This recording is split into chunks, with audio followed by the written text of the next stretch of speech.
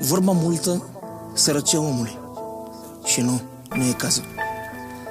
Am apărut, v-am spart și am plecat. A venit momentul să-mi văd de treaba mea. Stau să-mi număr banii cu familia și vă las pe voi să o ardeți în arfe, că m-am săturat de banii ca de neregaxe. Sunt omul care a stat cel mai mult în vizor. După orice hit eram la procuror. De sute de ori ați vrut să-mi faceți cheie, că am ținut în lesă un leu sau o femeie. Cum e papa de la Roma în Italia, la fel rămâne Mocanu în România. Toată lumea știe, toată lumea știe că Dani Mocanu e legendă vie. Cum e papa de la Roma în Italia, la fel rămâne Mocanu în România. Toată lumea știe, toată lumea știe că Dani Mocanu e legendă vie.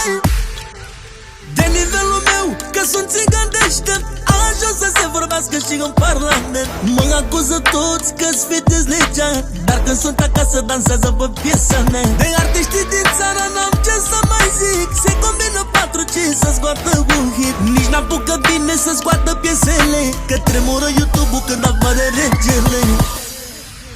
Cum e papa de la Roma în Italia, la fel rămâne Mocanu în România. Toată lumea știe, toată lumea știe că Dani Mocanu e legendă vie. Cum e papa de la Roma în Italia, la fel rămâne Mocanu în România. Toată lumea știe, toată lumea știe că Dani Mocanu e legendă vie.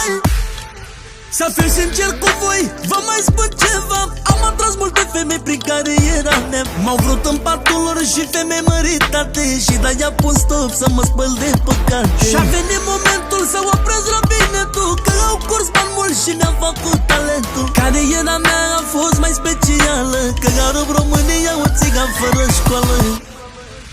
Cum e papa de la Roma în Italia, la fel rămâne Mocanu în România. Toată lumea știe, toată